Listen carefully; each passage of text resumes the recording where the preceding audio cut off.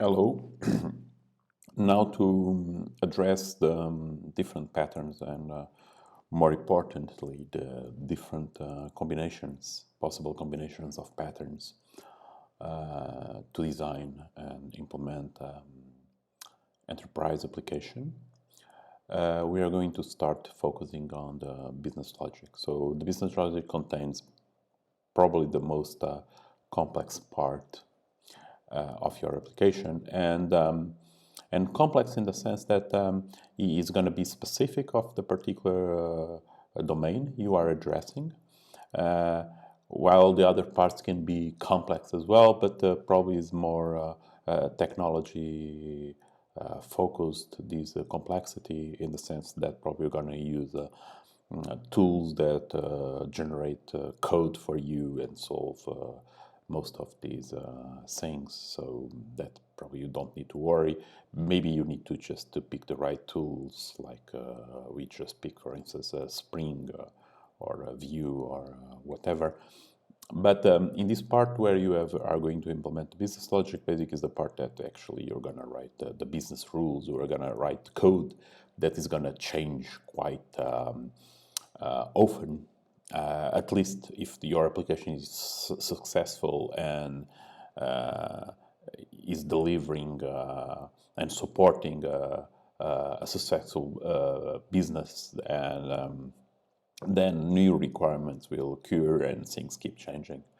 So we are going to focus basically how do you can implement these two layers. So one is the domain logic layer, and the other is on top of the service layers. Um, so basically, they've been proposed a couple of patterns to deal with this. So in the book by Martin Fowler, they have the domain logic patterns, and they describe four patterns to address this. So my point here is that now we need to read the book, and the chapters I just mark you to read, and understand what are these the patterns, what are the advantages. I will just go for a quick walk through each one of them.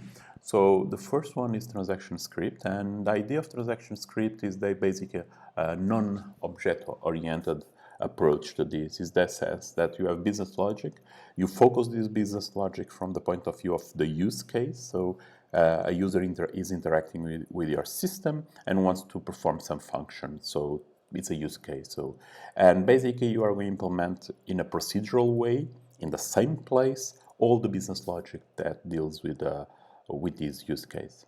The problem with this approach is it's easy at the beginning, because basically you just have a clear mapping between the use cases of your application from the user point of view, from the external point of view, and the business logic that implements one of them. But after a while, you get a lot of repeated code, because in the different use cases, you're gonna have code that is similar. So you can do several similar things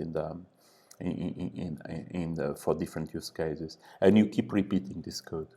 So to avoid this repetition, and of course, if you keep repeating this code, means that then maintenance becomes harder and costly. Okay, and so to deal with this, another pattern that you can follow is called domain model. And in the domain model perspective, you apply everything we learn about object orientation and the advantage of using inheritance, polymorphism, low coupling, high cohesion. And so you define a domain model with the domain entities, and you write the business logic, or you split the business logic between the different entities. So by splitting by the different entities means that when you are implementing a use case, you are to implement it, you rely on a coordination or a cooperation between the different domain entities.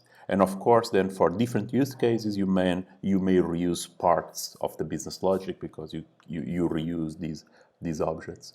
So that's the domain model, and the advantage of it, you can apply, for instance, all the design patterns, the Gang of Four design patterns you learned on how to implement business logic and implement a domain. So that's the other perspective. Another approach that is in the middle of it is the table module.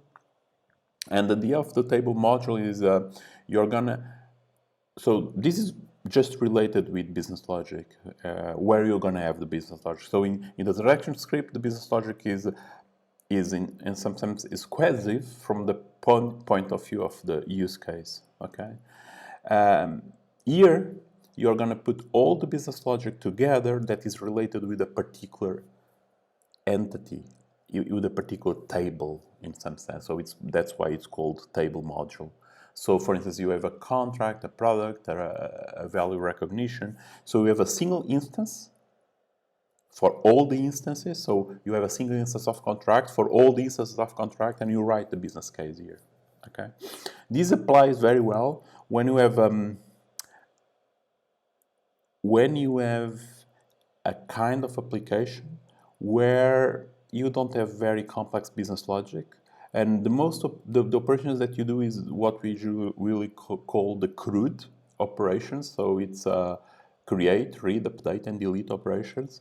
So and basically you interact with it, and so you go to the database and you get what is called record sets. So record sets are basically representations of the tuples in the tables in memory, and you manipulate them. And the type of manipulation you're going to do is that they don't have a complex business logic. It's more in terms of adding records, deleting records, updating records, but quite simple operations. And then it fits because it sends it to the presentation. Okay, so that's the table module. And the last one, which is the service layer, it's an idea that applies in particular when you have, so we have seen this transaction script, and of course there's an advantage for the transaction script is from the outside. When you look at your business logic, the interface you get is an interface that is really made for your needs. But when you have a domain model or you have a table module, in that cases, you start having the business logic around there, but some of the business logic actually is just part of the functionalities of the use cases, but you don't like it to be visible to the outside. So the best way is to look at this, well, why should I not encapsulate the business logic inside a facade? And so the service layer is basically a facade that defines the services that you're going to invoke from the outside. So is in some sense, the point of view of a transaction script to access the business logic. Usually you have a very thin service layer that does the basic things and then just delivers the request. So like conversions and things like that. So for instance, generating details, okay, and then sending it to the domain logic, okay. So to the domain model or to the table module, okay. And usually associated with this service layer, you also deal with the transactional aspects, because it's another thing that where should we start a transaction? Actually, when I start implementing the use case, right? When I should finish the transaction? Well, when I return, okay? So while the transaction is, while the business logic is executing, actually I'm basically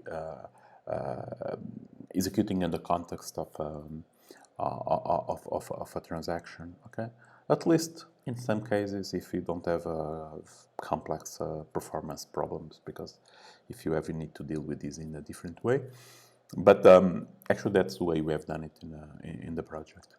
So the service layer is this wrapper, so it deals with the transactional access control. So you can have these capabilities around the services.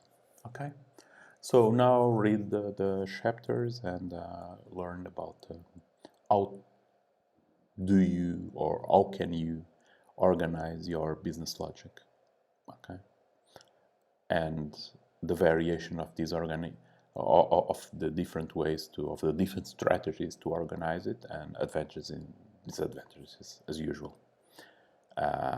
So what is the best solution? It depends. Okay, that's design. Okay, enjoy and learn.